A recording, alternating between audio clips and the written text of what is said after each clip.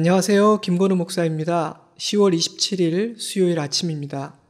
어느새 10월의 마지막 수요 말씀 묵상이네요. 오늘은 출애굽기 35장부터 마지막 장인 40장까지를 묵상하려고 합니다. 지난 수요 말씀 묵상 때 나누었던 금송아지 사건은 모세의 간절한 중보기도와 이스라엘을 사랑하시는 하나님의 인자하심과 은혜로 인해 극적으로 파국을 면할 수 있었습니다. 하나님은 모세를 다시 부르셨고 모세는 두 돌판을 들고 시내산에 오르게 되죠. 첫 번째 돌판이 깨져버렸기 때문입니다.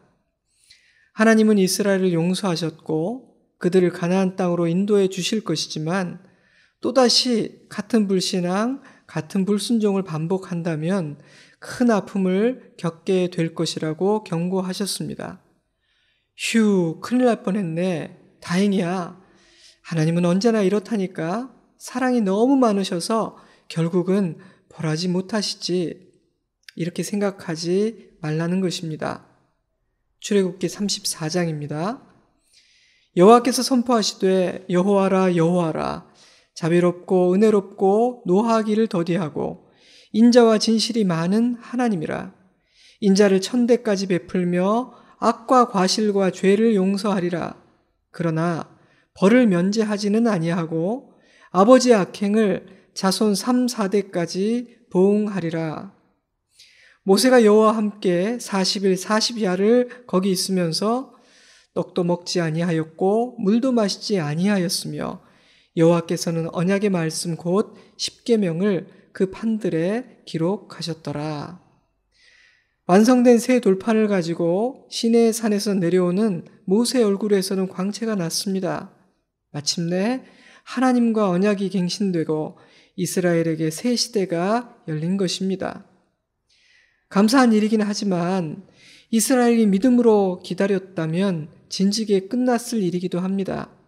하지만 하나님을 신뢰하며 잠잠히 기다리지 못했기에 3,000여 명이나 죽임을 당해야 했고 돌판이 깨져버려 다시 40여일을 기다려야만 했습니다. 우리는 종종 믿음이 없어 조급해지다가 일을 그르치게 되고 손해를 보게 되며 오히려 더 늦어지게 됩니다. 이스라엘의 실패는 믿음을 잃고 조급해질 때 큰 아픔과 손해를 입게 된다는 사실을 가르쳐 줍니다. 우리 모두에게 주님을 믿고 잠잠히 기다리는 믿음이 있기를 주님의 이름으로 축복합니다. 35장 1절 말씀입니다. 모세가 이스라엘 자손의 온 회중을 모으고 그들에게 이르되 여호와께서 너희에게 명령하사 행하게 하신 말씀이 이러하니라. 오늘 묵상하는 출애굽기의 마지막 단락은 시내 산에서 내려온 모세가 하나님의 말씀을 전달하는 장면으로 시작됩니다. 2절과 3절 이 두 절은 안식일에 대한 말씀이고 4절부터 40장까지는 성막에 대한 기록입니다. 이 마지막 부분의 거의 대부분이 성막 제작에 대한 이야기인 것이죠. 그러나 비록 두 절밖에 되지 않지만 금송아지 사건으로 깨져버릴 뻔했던 이스라엘과 하나님의 관계가 회복된 후 처음으로 주어지는 말씀이 안식일 규례라는 사실은 의미심장합니다.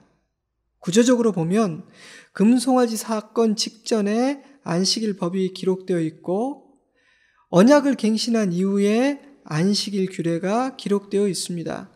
그러니 금송아지 사건을 안식일 법이 감싸고 있는 셈이에요. 안식일이 이스라엘 백성들의 삶에서 얼마나 중요한 것인지를 말씀하고 계신 것입니다. 또한 안식일법의 준수 여부는 아주 쉽게 드러나는 것이기 때문에 안식일법을 준수하지 않는 것은 하나님의 말씀을 따를 생각이 없음을 공개적으로 표현하는 것이기도 합니다. 때문에 다른 모든 날도 그러하지만 특별히 이 안식일을 주님의 뜻 안에서 잘 보내는 일은 너무너무 중요합니다. 이렇게 두 구절을 안식일에 할애한 후 35장 4절부터 마지막 40장까지는 성막 이야기입니다. 25장에서 31장에는 성막 제작에 대한 하나님의 명령이 기록되어 있고 35장에서 40장에는 실제로 제작되는 과정이 기록되어 있습니다. 순서의 차이만 있을 뿐 그 내용이 거의 중복되죠. 때문에 내용 하나하나를 자세히 살펴볼 필요는 없을 것 같고요. 성막 제작의 과정을 묵상하며 제가 깨닫게 된 몇 가지 교훈을 나누고자 합니다. 첫째로, 성막은 백성들이 드린 예물로 지어진다는 사실입니다. 출애굽기 25장에서 기쁜 마음으로 바치는 자의 예물을 받으라는 하나님의 말씀이 주어졌지만 금송아지 사건으로 인해 그러한 하나님의 말씀을 전달할 기회가 없었습니다. 근데 이제 모든 상황이 정리되었기 때문에 모세는 그러한 하나님의 말씀을 백성들에게 전합니다. 너희의 소유 중에서 하나님께 드릴 것들을 택하여 드리라. 하나님은 무에서 유를 창조하실 수 있으십니다. 말씀으로 천지를 지으신 하나님이 아니신가요? 하지만 성막은 백성들이 드린 예물, 그들의 헌신으로 짓겠다고 하십니다. 성막은 그들이 드린 예물로 지어지는 것입니다. 그런데 드리는 자의 자격에 대해 말씀하지 않으셨습니다. 분량, 종류와 같은 부분에 대해서도 아무런 제한을 달지 않으셨습니다. 그러니 내가 드리는 것은 너무 초라한데 너무 작아서 나 같은 사람이 이런 생각을 할 필요가 없었습니다. 다만 하나님은 오직 한 가지만을 요구하셨습니다. 자원하는 마음으로 기쁨으로 드리는 자의 것만 받으라. 마음의 감동이라는 표현까지 합하면 25장과 26장에서 자원하는 마음이라는 표현은 8번이나 반복됩니다. 하나님께 드리는 예물, 헌신의 핵심은 자원하는 마음인 것입니다. 이것은 단지 성막 건축에만 해당되는 말씀은 아닙니다. 모든 하나님의 일은 그렇습니다. 즐거이 드리는 자발적인 헌신이 없으면 하나님의 일에 불순물이 끼어들게 됩니다. 부작용과 후유증이 생깁니다. 사실 하나님에게는 아쉬울 것이 없습니다. 천지 만물의 주인이시니까요. 때문에 자원하는 마음만을 보십니다. 즐거이 드리는지를 보십니다. 즐겁지 않고 자원하는 마음이 없는 예물과 헌신은 하나님에게 필요하지 않습니다. 모세가 그러한 하나님의 말씀을 전달하자 이스라엘 공동체 안에 어떤 일이 일어났습니까? 36장 3절입니다. 백성이 아침마다 자원하는 예물을 연하여 가져왔으므로 모세에게 말하여 이르되 백성이 너무 많이 가져오므로 여호와께서 명령하신 일에 쓰기에 남음이 있나이다. 예물이 끊이지 않았던 것입니다. 그래서 모세는 이제는 그만 가져오라고 명령해야 했습니다. 성막 건축을 위해 백성들이 예물을 드리는 이야기는 이렇게 끝이 나요. 36장 7절입니다. 있는 재료가 모든 일을 하기에 넉넉하여 남음이 있었더라. 아멘. 여러분, 이스라엘 분위기가 어땠을 것 같아요? 한번 상상해 보세요. 기쁨으로 충만했을 것입니다. 자원하는 마음으로 즐거이 드리는 헌신의 과정에서 하나님의 백성들은 하늘의 기쁨, 큰 기쁨을 체험하게 됩니다. 하지만 헌신할 줄 모르고 드릴 줄 모르고 인색한 사람은 그런 기쁨을 맛볼 수 없습니다. 때문에 저는 하나님께서 홀로 지으실 수 있으심에도 불구하고 예물을 요구하신 이유는 능력이 없거나 재료가 부족해서가 아니라 사랑하는 백성들에게 하나님께 드리는 기쁨, 헌신하는 즐거움을 맛보게 하시기 위함이 아니었을까 생각해 봅니다. 이처럼 성막은 백성들이 드린 예물로 지어졌습니다. 둘째로 성막은 백성들의 헌신으로 지어집니다. 예물을 드리는 것도 헌신이지만 여기서 말씀드리고자 하는 것은 은사의 헌신, 몸의 헌신, 시간의 헌신입니다.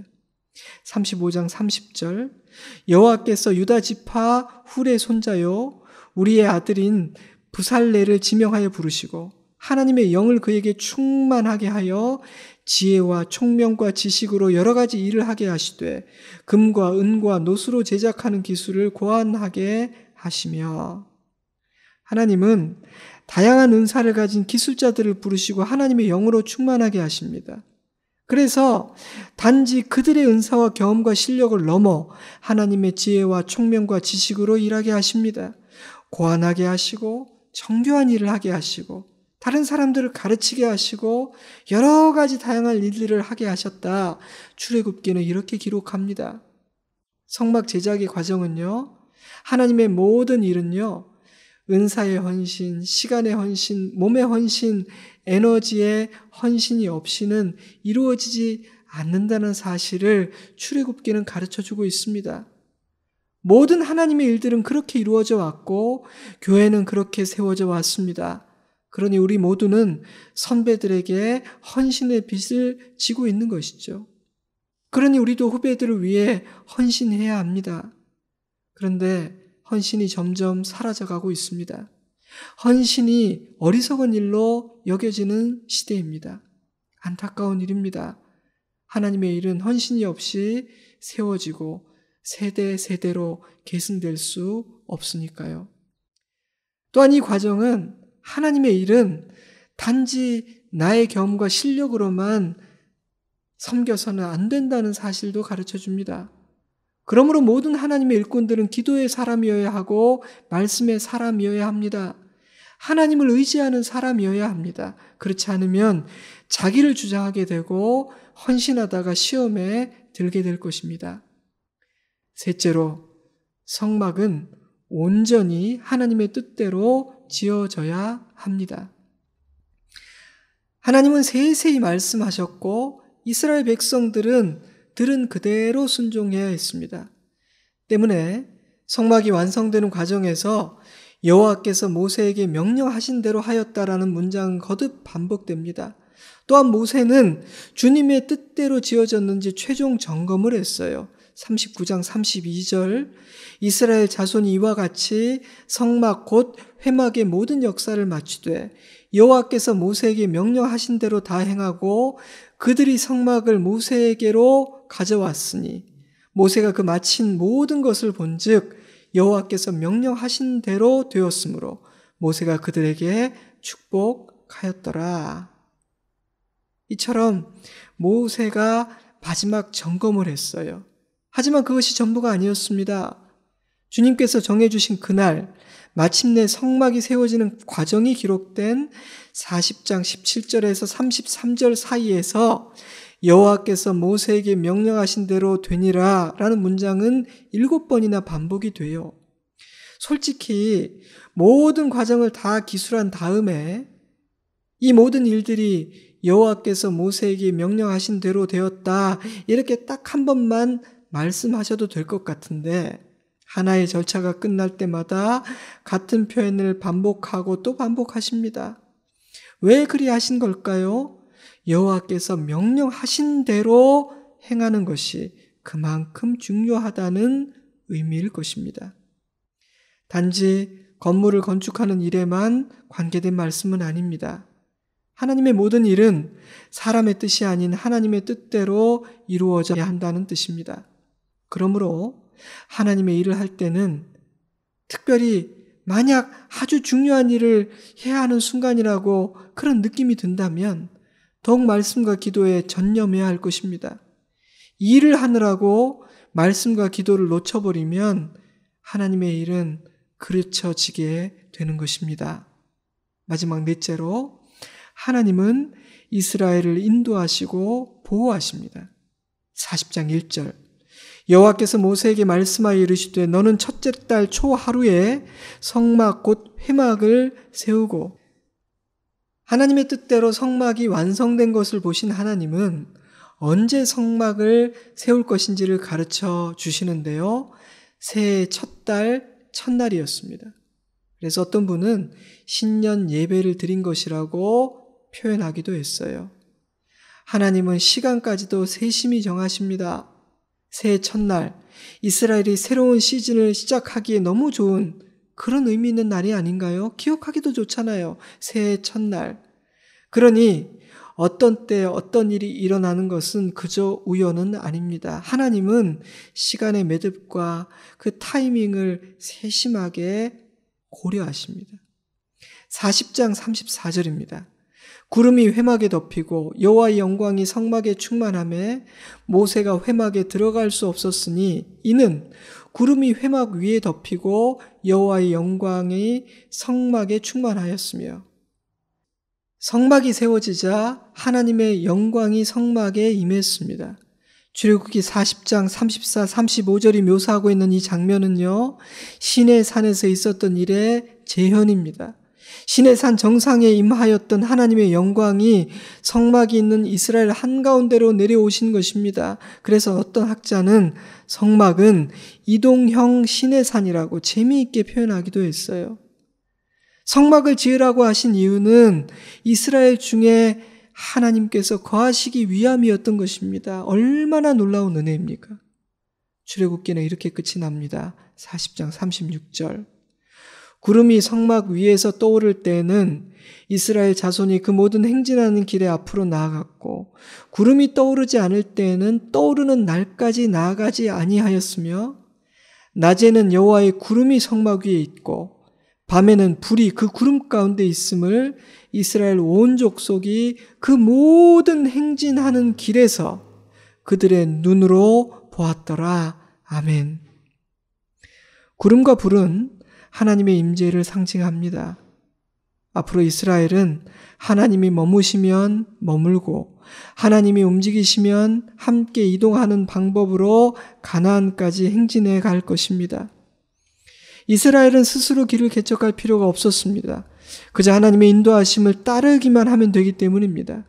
하나님보다 앞서가려 해서는 안 됩니다. 하나님보다 뒤처져서도 안 됩니다. 그렇게 주님과 함께 또 주님을 따라 걸어가다 보면 가나안 땅에 이르게 되는 것입니다. 아멘. 때문에 이스라엘은 날마다 성막 위에 구름을 살펴야 했습니다. 주님의 뜻을 따라 주님과 함께 멈추기도 하고 나아가기도 하는 것이 광야의 여정이었으니까요. 사랑하는 성도 여러분, 성도의 인생 여정 역시 그러합니다. 우리도 주님이 멈추시면 멈추고 움직이시면 따라 걸어야 합니다. 참 복된 여정이라고 저는 생각합니다. 지혜 없는 저는 날마다 지혜롭게 잘 판단할 자신이 없기 때문이에요. 그러니 제가 믿고 안심하고 따를 수 있는 선한 목자가 계심이 너무도 감사하고 든든합니다. 때문에 성도에게 참으로 중요한 일은 날마다 하나님의 뜻을 묵상하는 것입니다.